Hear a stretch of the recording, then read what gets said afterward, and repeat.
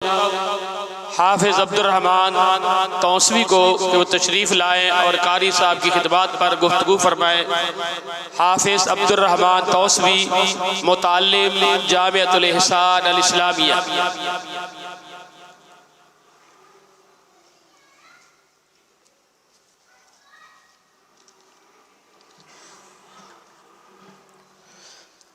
السلام علیکم ورحمۃ اللہ وبرکاتہ۔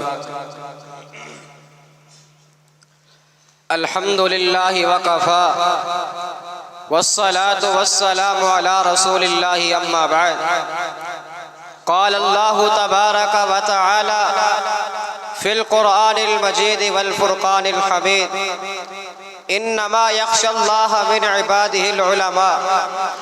وقال النبی صلی اللہ علیہ وسلم العلماء ورثۃ الانبیاء۔ حضرات گرامی قدر، علماء کرام کی موجودگی میں میرا بیان کرنا کچھ ایسا ہے جسے سورج کو چراغ دکھانے کے مترادف ہے، مگر میں اپنے اساتذہ کرام کی حکم کی تعمیل کرتے ہوئے آپ احباب کو اپنا سبق سنا دیتا ہوں۔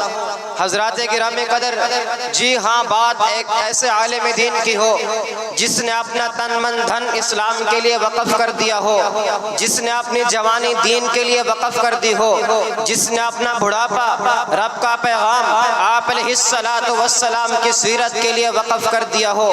جی میں بات کر رہا ہوں خطیب ایشیاء، خطیب پاکستان، وکیل صحابہ رضوان اللہ علیہم اجمعین، استاذ العلماء، اکابرین کی پہچان، سلف صالحین کی ایک عظیم نشانی، سرمایہ اہل حدیث، سیرت امی عائشہ رضی اللہ تعالی عنہا پر روشن کرنے بکھیرنے والے میرے اور آپ کے دلوں کی بہار شیخ فضیلت الشیخ قاری محمد عبدالحفیظ فیصل آبادی رحمہ اللہ ہے۔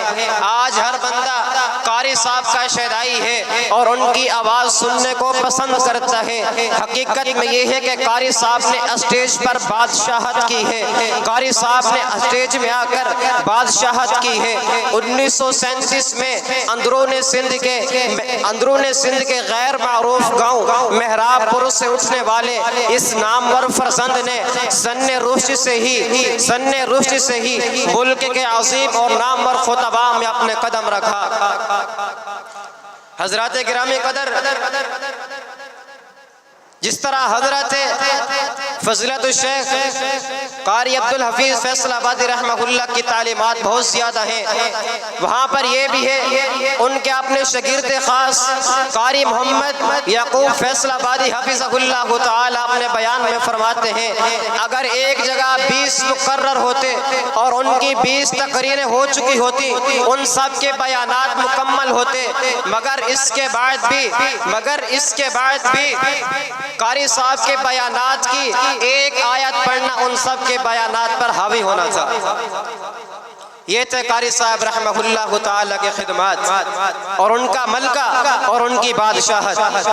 حضرات گرامی قدر، قاری صاحب نے شہدائے اہل حدیث سے بڑی محبت کی ہے۔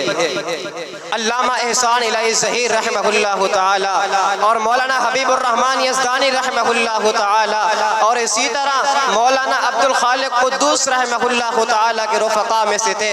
جب شہداء کا ذکر کرتے تو خوب رویا کرتے تھے، جب شہداء کے یتیم بچوں کا تذکرہ کرتے تھے تو ہر آنکھ اشک بار ہو جایا کرتی تھی۔ اور اسی فراق و جدائی میں قاری صاحب ماہیے بے آب کی طرح تڑپتے تھے، اور جب شہداء کا ذکر آتا تھا تو آنکھیں خوب برس پڑتی تھی، گویا کہ ساون کے برسات کی سما بن جاتا تھا۔ قاری صاحب ساری زندگی مشن صحابہ، حفظ ختم نبوت اور ساری زندگی سلف صالحین کے علم کی آبیاری کرتے رہے۔ حضرات گرامی قدر، جہاں تک بات تھی شہداء اہل حدیث سے محبت کرنے کی، وہ آپ حضرات سن چکے ہیں۔ اب آتے ہیں قاری صاحب کے پسندیدہ عنوانات کی طرف۔ قاری صاحب رحمہ اللہ تعالی قرآن و حدیث پر عبور رکھنے والے ایک جید عالم تھے۔ ان کا ہر ایک بیان حقیقی مطالعہ سے مزین ہوا کرتا تھا۔ حضرات گرامی قدر، قاری صاحب کو جب کسی جگہ اطلاع ملتی کہ فلاں علاقے کے اندر علماء اہل حدیث کے بارے میں زبان درازی کی گئی تو فوراً قرآن پڑھا کرتے کرتے تھے اور کہتے تھے لوگوں تم ہمیں گالیاں دو، ہم تمہیں قرآن پڑھ کے سنائیں گے۔ اور اسی کے ساتھ ساتھ قاری صاحب لوگوں کے پسند کے موضوعات بھی بیان کیا کرتے تھے۔ ان میں سے قاری صاحب کے پسندیدہ عنوانات کیا ہیں؟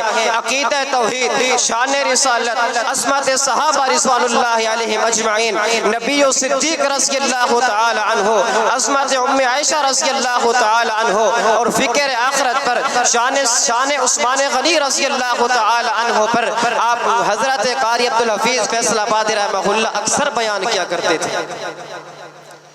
حضرات گرامی قدر، جب ان عنوانات پر بیان کرتے تھے تو ان پر موتی پروف دیتے تھے اور کہتے تھے آج تو قاری صاحب نے اس بیان کے اندر قرآن کے جھڑیاں لگا دینی ہے، اور صحابہ کرام رضوان اللہ علیہ مجمعین کا دفاع کرتے کرتے، روافض کا منہ کالا کرتے کرتے اور ان کے رد میں بیانات کرتے کرتے ان کو وکیل صحابہ رضوان اللہ علیہ مجمعین کا خطاب ملا۔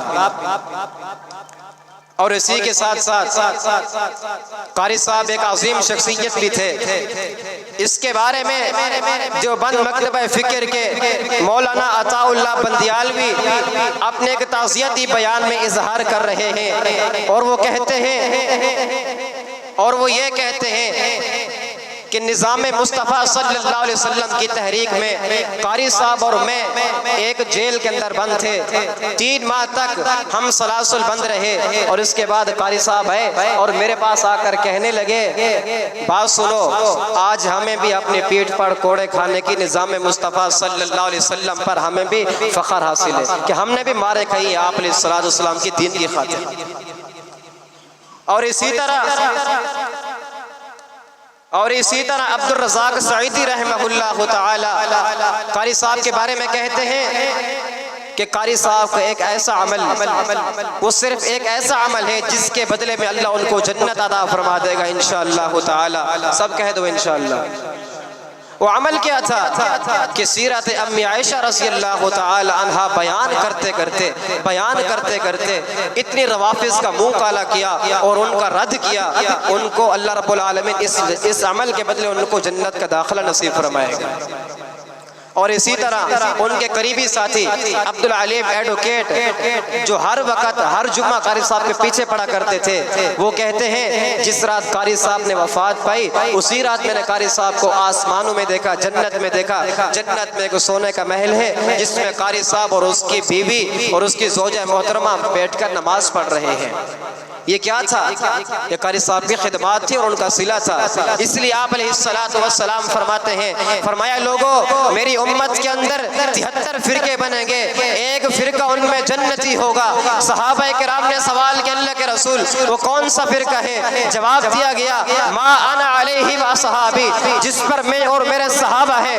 دوسرے مقام پر فرمایا العلماء ورثۃ الانبیاء، علماء انبیاء کے وارث ہوا کرتے ہیں۔ اور اسی طرح قاری صاحب سیرت امی عائشہ رضی اللہ تعالی عنہ بیان کرتے کرتے اتنے بیان کی کہ قاری صاحب کی جب وفات ہوئی وہ بھی 17 رمضان المبارک کو ہوئی، بمطابق 30 اپریل 2021 بعد نماز عصر جامع مسجد بھمدی میں ان کا جنازہ پڑھایا گیا اور شیخ کالونی قبرستان میں ان کو خاک آلود کر دیا گیا۔ اور اسی طرح ہمارے ایک ملک عظیم سے ہمارے دلوں کی بہار چلی گئی، دنیا سے رخصت فرما گئی۔ اس کے بارے میں کیا شاعر نے خوب کہا ہے، وہیں پہنچی خاک اس کی جہاں سے اس کا خمیر اٹھا، اور کرنا وہیں پہنچی خاک اس کی جہاں سے اس کا خمیر اٹھا، فلک بھی روتا ہے خون کے آنسو قاری روشن ضمیر اٹھا۔ اللہ رب العالمین سے دعا ہے کہ قاری صاحب کی جتنے بھی شاگرد ہیں اللہ ان کو قاری صاحب کے لیے صدقہ جاریہ بنائے اور ان کو اللہ تعالیٰ قاری صاحب کو درجات بلندی عطا فرمائے۔